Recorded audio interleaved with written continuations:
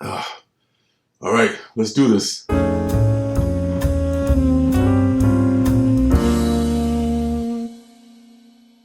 Hey, what's up, everybody? Welcome to Indie Comics Review. Kind of a long day for me today. I had to take my dog Abel to the vet to get some dentistry work done. He's okay. He's a little sluggish, but he's doing great, and I'm okay. So let's get started with these Indie Comics reviews for this week. At the end, stick around because I'll be giving away this week's book, which is Black Panther 25, the Gleason variant, which is the coolest one by far. And also, I'll be announcing next week's book, which is coming up next week. So let's get started. First book is Bunny Mask, the big book of the week for most of us. Bunny Mask is written by Paul Tobin and art by Andrea Muti. It's on Aftershock. And Bunny Mask starts off right away with a scene of just gruesome child abuse. It's not super awful, but it's just like it's definitely cringe worthy. This guy Leo Foster, he's taking a hammer and a chisel to his daughter B's lower front teeth. See, Leo is being directed by some voice in his head he calls the Snitch. And Leo's taking his daughter B out of school, and on this day, two nurses from the school system are doing a well-being check on B. And when Leo, just out of the blue, he just murders one of the nurses, and he takes the other nurse hostage. He subdues him, and that nurse's name is Tyler Severn. And when Tyler wakes up, he's been chained up and he's been forced to work alongside his daughter B, digging a tunnel to a place known only to the voices in the head of Leo. This goes on for like a month until one day Tyler breaks through a wall in a cave, and there's a strange markings on the wall that say like different things. And because he's crazy, Leo sees him break through the wall and immediately shoots him for no reason. And before Leo can finish him off, though, a strange-looking lady wearing an odd mask appears in the shadows and kills Leo. Appears from the shadows, I should say. And seeing Tyler in pain and asking him, is there a sickness?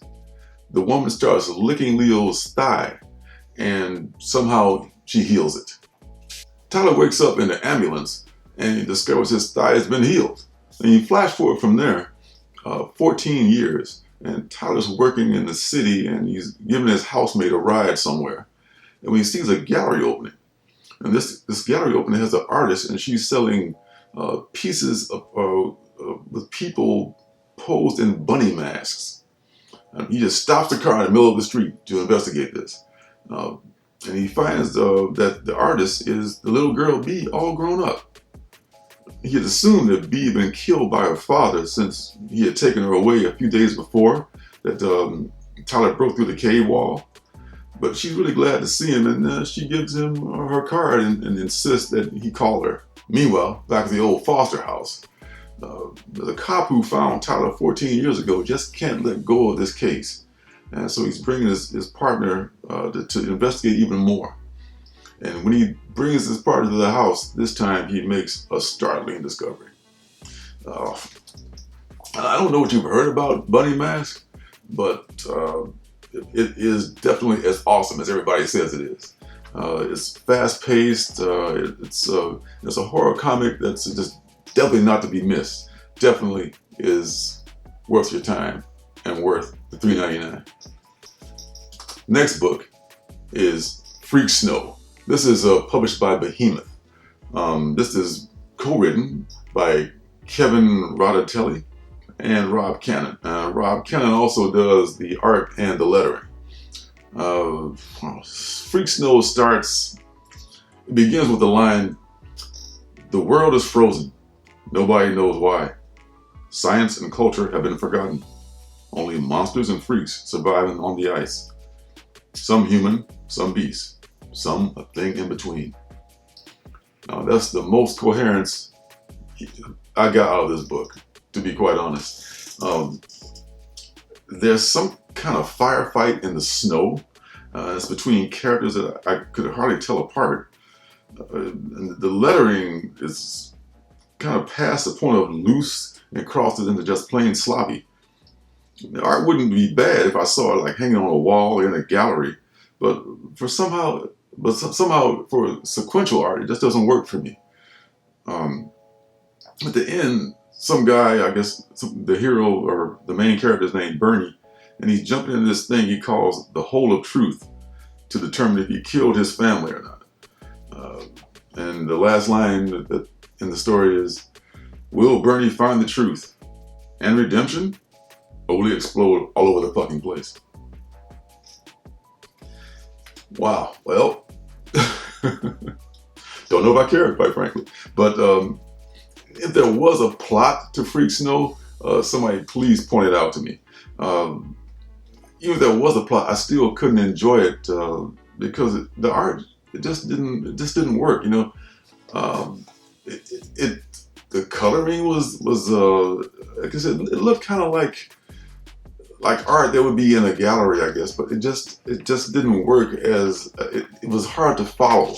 That's what I'm trying to say. That's probably the best way I can put it. It's been a long time since I've actually regretted blowing $3.99 on a book, and about halfway through this book, I gotta say I was there. I'll tell you what I think. Freak Snow is fine arts people deciding to do a comic book. They think, hey, how hard can it be? I'm a fine artist. I can do a comic book, and anybody can make a comic book. True enough, but anybody can't make a good comic book. Maybe I'm a painter. You know, I'm a fine artist. You know, it'll be great. Not necessarily. There've been some other titles by Behemoth that have pulled off the whole fine art as a comic book thing. A Girl Walks Home Alone at Night. What's the other one? You Promised Me Darkness. Yeah, that was a great. You know, that's beautiful. Even Junkie Cable. To be honest, Junkie Cable is like Citizen Kane compared to this book. But I don't like to be negative. I'm not that guy. I try not to be that guy. But I'll just say that art is subjective. And Freak Snow is just not for me. Last book of the night is Blue Flame, The Blue Flame, #1. It's on Vault, and it is written by Christopher Cantwell and art by Adam Gorham. It's also colored very nicely by Kurt Michael Russell. So the Blue Flame begins, and the hero is flying through space, and his name is Sam Bramson in his true identity, and he seems to be a little bit confused. Eventually, he lands on an unknown planet, and he's approached by a party of its inhabitants. And after a brief scuffle, a little melee, the Flame agrees to meet with their leaders. When he finally comes face to face with his host, he's then informed that he's being put on trial. In the very next scene, on the next page, we see him. You see Sam in his true identity at his house in Milwaukee, Wisconsin, just getting ready for work at his day job, which is as a boiler repairman. And he's shoveling snow and drinking coffee. It's like it's another day. And we follow him throughout the day and into the evening, where he has a personal appearance with his superhero team called the Night Brigade. And they're going to be appearing at a local auto show. So we meet his teammates, one of whom he's apparently having a thing with. And they're hanging out backstage, drinking beer, ordering pizza, just catching up, stuff like that. And then they come out for their appearance, and that's when things start to happen. I was surprised by Blue Flame. Blue Flame was not on my radar. I mean, the only thing I maybe saw it in the previews and overlooked it, because I probably didn't see that Secret Wars homage cover. Those who know me, I'm a sucker for homage covers.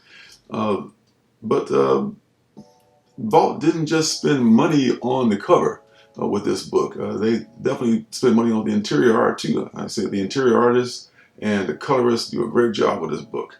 And the writer, I like what the writer's doing too. He's got this cosmic story that's grounded in the lives of everyday people. And there's a lot I really want to know about the Flame's teammates, their other members of the Night Brigade. This team have a lot of interesting possibilities that they could have with this story. Not just the Blue Flame, but his buds, and what about his romance with the other girl? So we will definitely be picking up the next issue of Blue Flame going forward for sure. Yeah, so that's it for this Indie Comics review. Now, let's get to the drawing for this week's book, which is, as I mentioned before, is Black Panther number 25 with the Gleason cover. And because a lot of people are now eligible and some have opted out, there are only, I think, 5 names in the drawing this week. So you got a 20% chance. Everybody has a chance. Everybody. Let me tell you, it's a fair fight, folks. Let's see who it is. The moment of truth. It is Jack Maraglia. Yay, Jack, you win. Jack Maraglia, you win the Black Panther 25. So I would try to remember to leave my email. It's late. I'm trying to remember to do everything right when I post the video, but I will leave my email in the video so you can contact me with your shipping address. And next week, I'll be giving away a copy of Something is Killing the Children, number 13, the 8 cover.